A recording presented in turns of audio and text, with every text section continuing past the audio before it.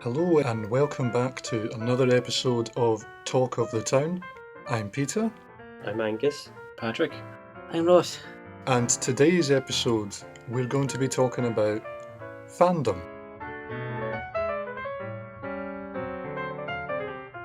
Now, everyone is a fan of something, whether that's football, music, gardening, comic books, video games of all kinds, films, art.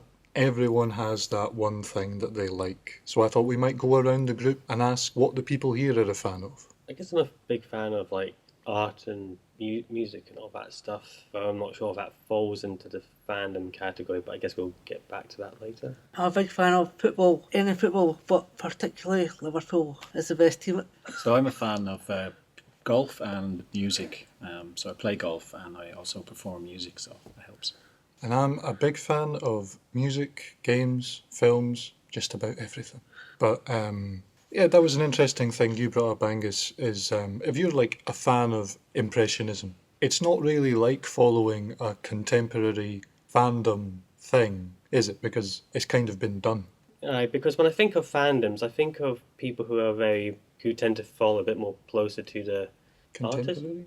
artist. The artist. People can still be like a fan of, as you're saying, like games is a good example where they're looking forward towards, say, like the next favourite Witcher game, but then the fans don't like it because the main character doesn't look young enough or whatever. So they claim to be fans, but they seem to dedicate a lot of their time and energy to complain about this stuff. I think I'm going a bit slightly off topic here, but because I'm talking about toxic fandom, which I suppose we can get into later. Fandoms have good aspects and bad aspects where it's good to, be that, I guess, part of that group. But I also don't really like when some people get so emotionally attached where if the artist does something they don't like, as I was saying about the whole Witcher thing, or if someone simply just says, oh, I don't like that piece of art, they feel like they're being personally attacked. Because there's a lot of things out there I like that barely anyone likes. I still enjoy it. It doesn't ruin it for me. And I personally find it much more interesting when people have, different tastes rather than everyone having to like the same thing and all that. You've touched on a good point there, is that people tend to make the things that they like a big part of their identity. Mm-hmm. So it's like if you like a specific songwriter or musician, mm-hmm. be like, I love this artist, I go to all their concerts, I own all the records, vinyls, MP3s, cassettes, and then you go into work the next day and be like, oh, I'm a huge David Bowie fan. And then someone else goes, I think he's rubbish. You're going to be offended. You might take that personally because you've invested so much of your personal time into this thing that you really, really like. And then when someone says, don't really care about that, it can feel, for some people, it can feel like they're attacking you in a way. So there is definitely that toxic part of fandom. But we can go back to that later. Sure. We should really talk about what being a fan of something feels like in like positive way. The feeling of being part of a collective, part of like-mindedness. Ross, you mentioned you're a big fan of Liverpool FC. Yes. Oh, I can hear the enthusiasm coming right out. It's all right. As a fan of Liverpool, how do you engage with that? How do you take part in the Liverpool experience? Well, I've been to Anfield a couple of times and I enjoy the football. Any football, but particularly Liverpool. Because they're the best. They're the best, yeah. I've heard that many other Liverpool fans say the same thing. No, but they are the way. When you're not going down south to watch them play live, is there anywhere that you like to watch them? Perhaps with a friend or family member? Well, I watched the football with my dad and we built a hut, so we go in there to watch the games. Every game, almost. That's really nice that you've got this thing that you can do with your dad. Yes. Mm-hmm. That's really nice. That's a great positive part of being a fan of something, especially when you can share it with someone close to you like that. And also my family comes around, like my nephews and my cousins, to join in with the fun too. Yeah, it's like it becomes like a big family event. Yeah. Something that ties you all together. Yeah. We event. I have to ask, why Liverpool? Just made for it, eh? Was it something your my family members were into? My dad's a big Liverpool fan, so I just went with him. Just up to him, eh? Right. Inherited. The best ever made decision ever made. Ross, I'm curious. You described having the hut with Yes. your dad. What is that hut like on the inside? Is it a big hut, or Yes. how did you make it? Well, we made it. Well, we had to build it. We had to order the wood in and then get a joiner to build it. And we had to dig out cement and that for the pounds and that. Then we had to build it. And did you do But that building? I Wow. helped. It was me, my dad, a joiner, my brother-in-law. We all helped, and we all had to bring in the wood. And that was a nightmare joining, because we had to go back and forward, back and forward, back and forward. And were you allowed to put your own items in, TV screens, Well, dartboards? there was no dartboards. Mum took over, so she put it nice and that. So we were wanted it to be a Liverpool thing, but she wouldn't let it the way. So you had to curtail. What Yeah, you were- definitely, yeah. Well, that makes it even nicer. That it's not only a place where you go to meet up with your family, but Yes. you and your family and a joiner built it with your own hands. Yes.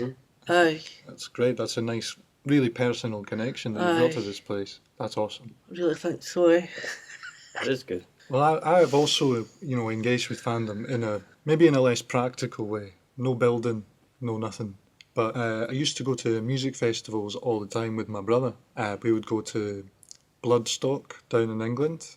We would go to Download a couple of times. And most recently we went to Hellfest in France. Don't know if you could tell, dear listener, from the names of these festivals, but these are all heavy metal or alternative music festivals. When you grow up in a wee town where there's not many fans of a specific genre of music, and then you Google where can I go and find the bands I like, and you find this huge festival and you go there and everyone there is a fan of the same music, it's completely different. It's amazing. You feel like you finally found the people that you were supposed to hang out with all this time instead of the the boring people that surround you at all times. So that was great. I remember seeing King Diamond at Hellfest in 2014. And me and my brother have been fans of King Diamond for ages at that point. And we were like, oh, but we'll probably never see him because he'll never come to Scotland. Well, we went to France instead, cut out the middleman. And it was amazing. Everyone there was a big fan. We were all singing along, linking arms with people you've never met before, singing along to the same song released 20 years before you were born. There's nothing quite like it. Quite similar to the music you listen to as well, especially when I was younger, but I've never been to any of those festivals just because of like social anxiety when I was younger and all that. And I would be, because I'd be the opposite. It's like, I'd be like, oh, what happens if someone's bumps into me at the concert or someone? My sisters and my mother listen to that same, and my younger brother too, usually go to those types of concerts. They went to, I think it was my younger sister and my mother, they went to see Death Stars and Dead and a Living or whatever they're called at the Cat House in Glasgow. I had the opportunity, but then I was just like, no, I can't. My social anxiety, I felt like I was going to vomit, so I just stayed behind. So that's me just, again, not really being, kind of like what I was saying earlier, not really being a part of or having a chance, to experience the whole fandom thing. But you still engage with it in your own way, Yeah. I imagine.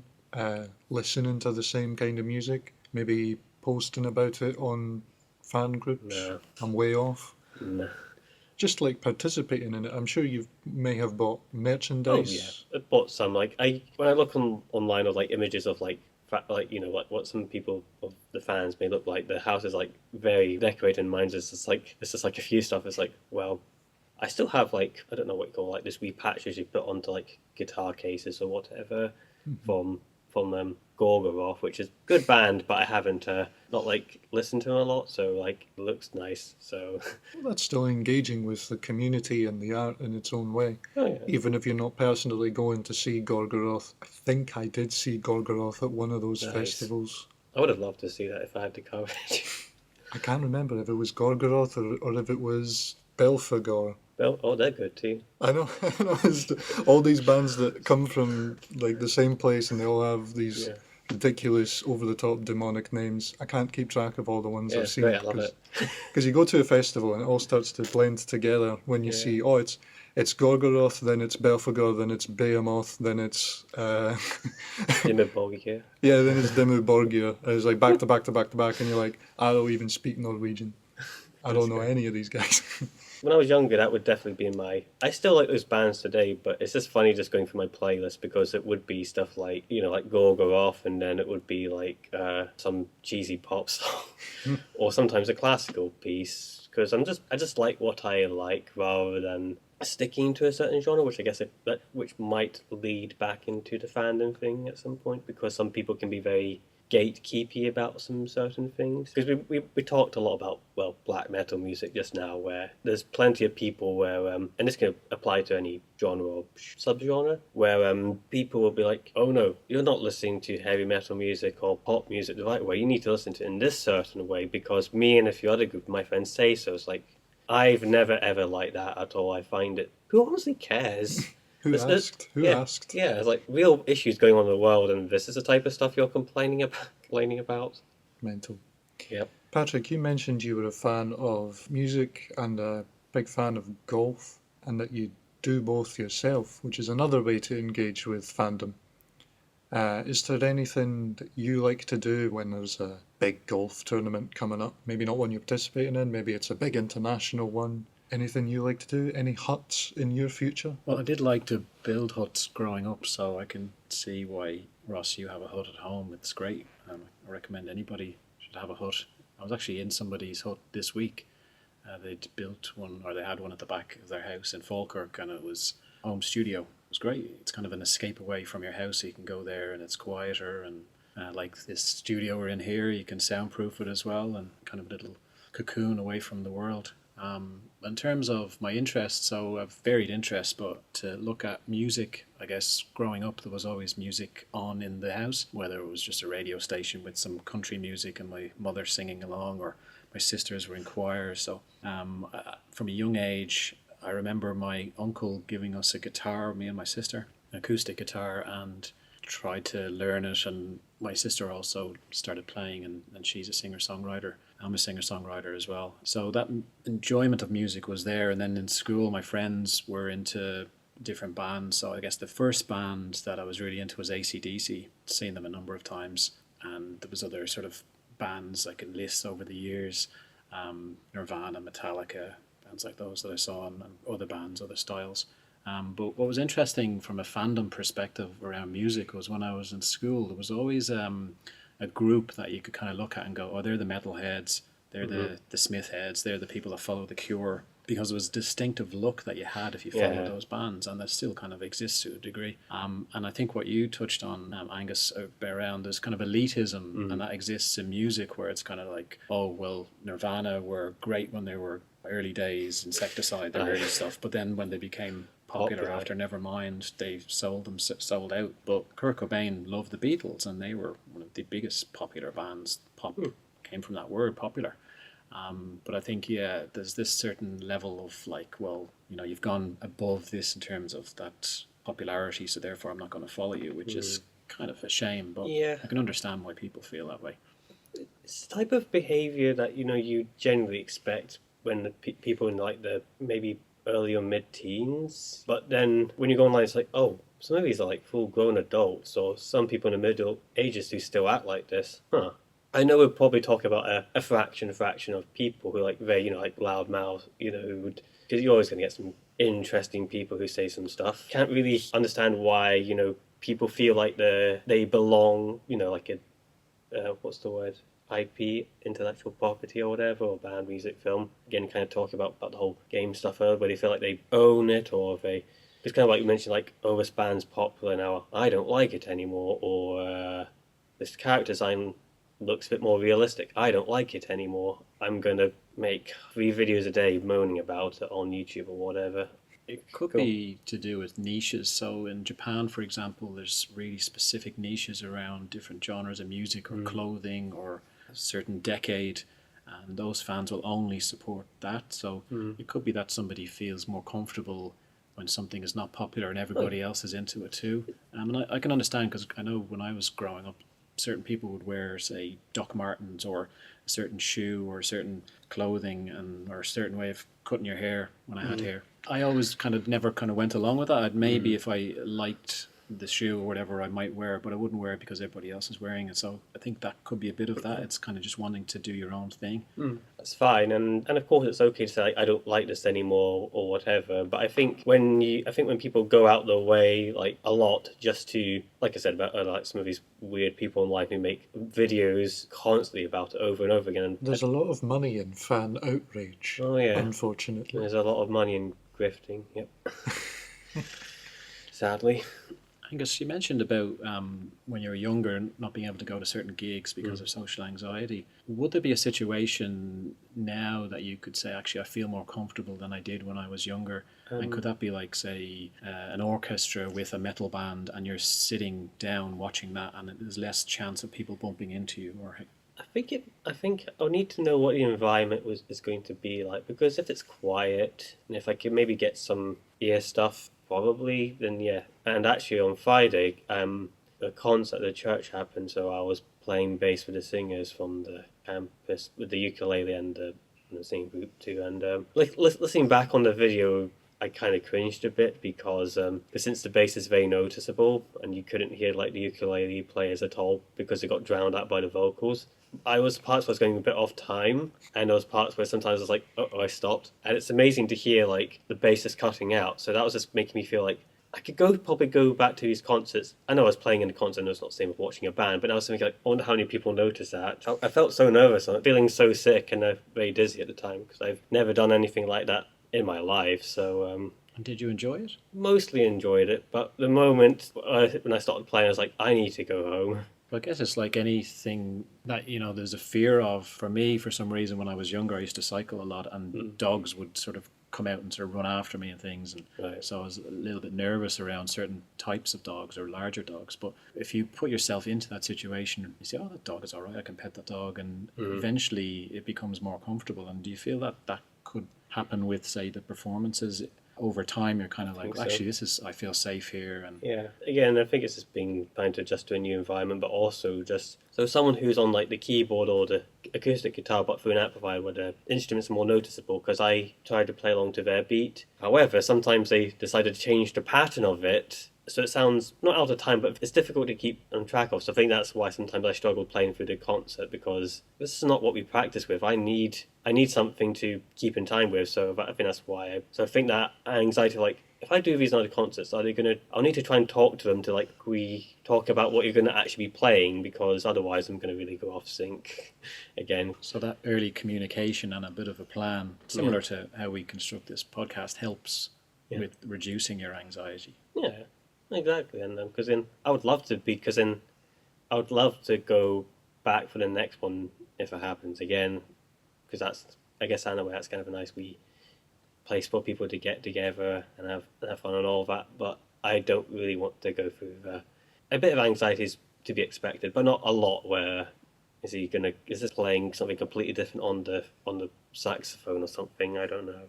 So it's kind of, from what you're describing, is stating your needs and saying, almost like a rock band, Peter, when you go in and you say, I want water and I want only the blue M&Ms. And I think it's called a rider, so you have a list of kind of things at the concert venue. So if you go in and were to say, Angus, look, it'd be really helpful to know what key, or what signature, or the beats you're going to play if you're going to change. Oh yeah, well, like to stick with what we practice, not like a few changes, of course, are to be expected, but not like huge drastic changes. Like I actually got confused with one of the songs, like because he played a completely different rhythm. But yeah, wouldn't be asking for like a certain mint or whatever it was, but all I would ask is just like I just want to know what we're getting into.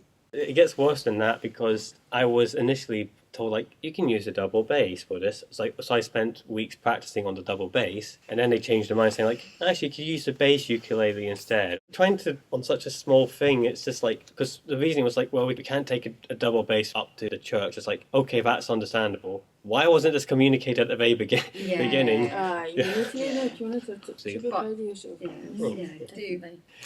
everybody who's ever performed anything, they go away and they pull their performance apart, and I should have done this, and I should have done that, and I should have done this.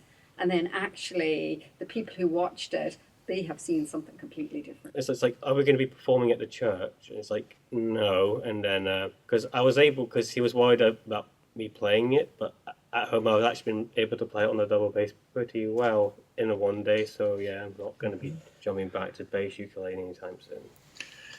Bass ukulele. What is a bass ukulele? It's a So- rubbish ukulele.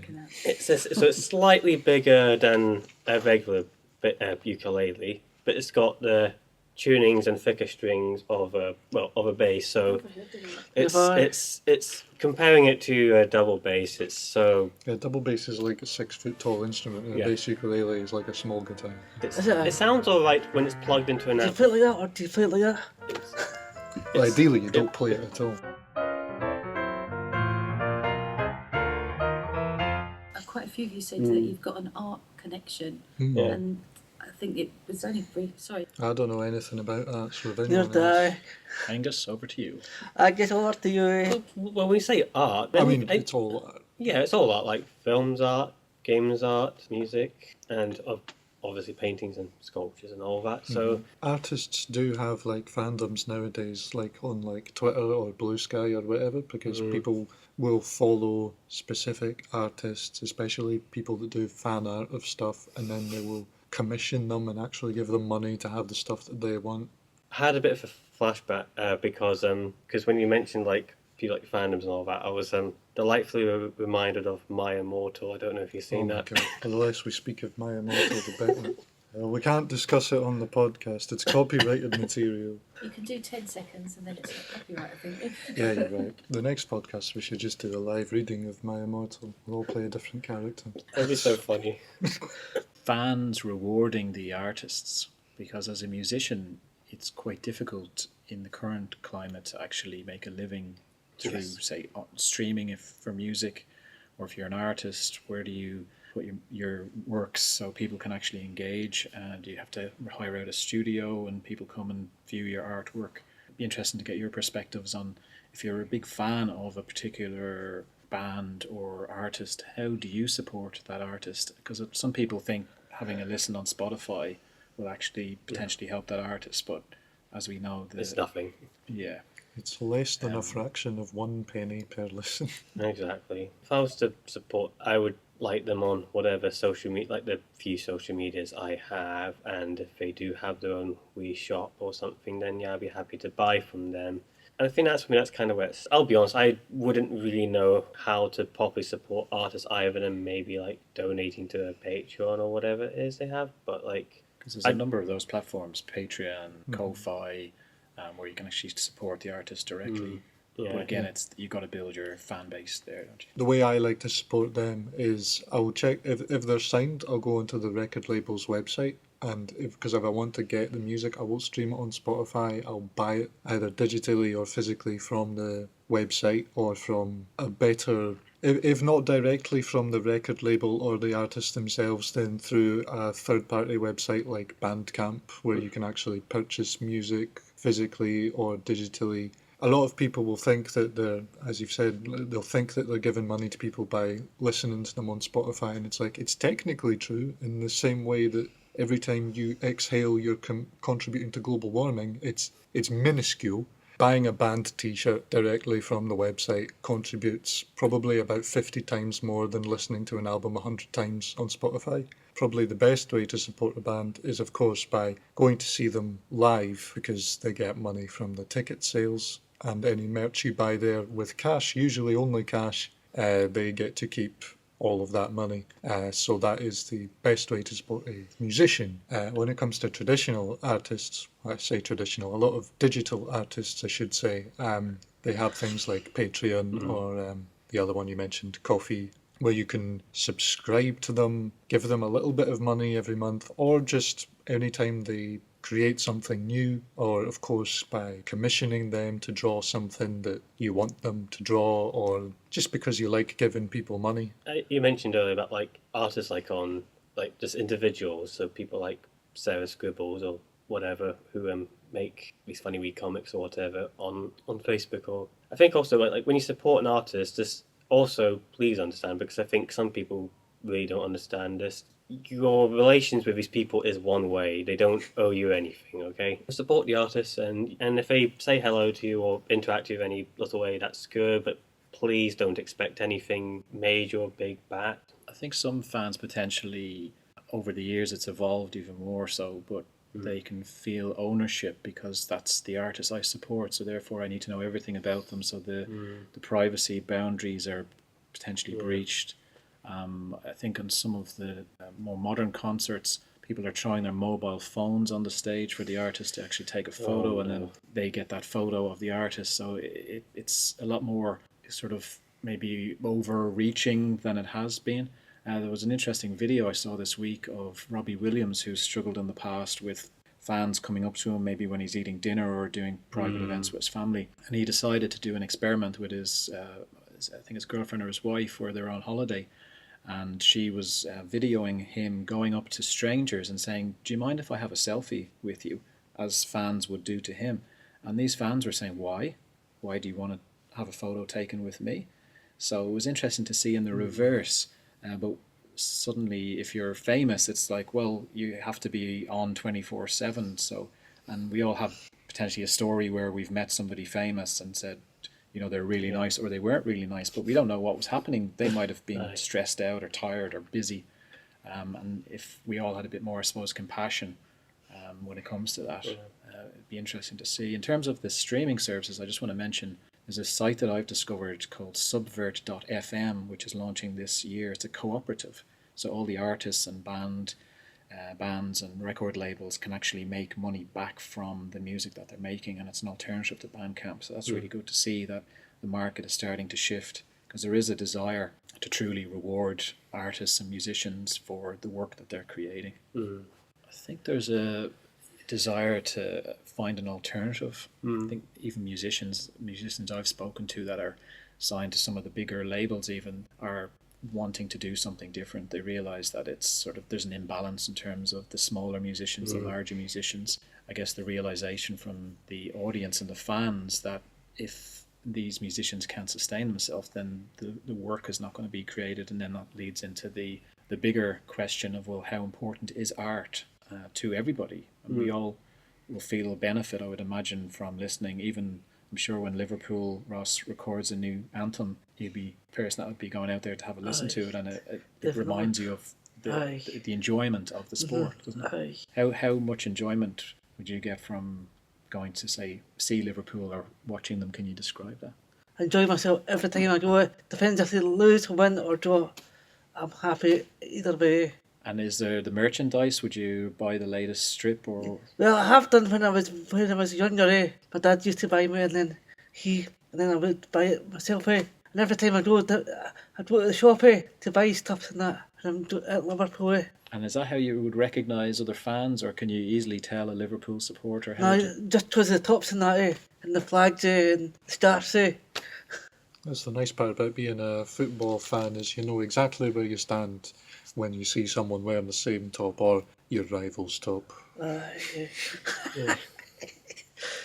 Is that the one thing that not kind of bothers you about some aspects of football, where there's some like dedicated clubs like specific teams where some of these people can act quite hostile towards. I try to keep away from that kind of stuff. Yeah, it's just like cause, it's just, to me, I find that quite sad, and this doesn't just apply to football. Like I said earlier, this could apply to like anything really. Anything, yeah. Where you like the same sport, right? Why can't you just be like, I like the different team, but still can get along. You don't have to be aggressive. You don't have to like throw glass bottles Definitely, at people. Mental. So that brings us near to the end of the episode now, and this episode in particular was rushed because of some changes going on. So, but it leads nicely on to the next episode, Identity, which I think will tie in rather nicely. Yeah, we did kind of touch on that today, and it'd be nice to go further into detail on that in a future episode. Yeah, and Identity is going to tie into another topic that we've already had planned, so it's a trilogy. Yeah, but we don't want to give it all away. You'll have to keep listening to every episode to make sure you get the whole story. Mm-hmm. And once again, I'd like to thank the Toll Booth for allowing us to use their state-of-the-art recording studio. Thank you, Toll Booth. Thank you. Thank you. And as always, we're going to wrap up with a discussion of what you can find out in nature at the moment. Previously, we talked about what flowers were coming up, baby rabbits appearing. Today, in general, around this time, keep an eye out for wild berries growing. and you can pick your own and make jam or just have a little snack on your walk. Near the Kings Park area, I saw a few voles lying about, which was a nice treat to see. Voles? That's awesome. I love Yeah. voles. Same. Thank you so much for listening, everyone. Take it easy. Thank you. Thank you. Thank you. Bye. See you later.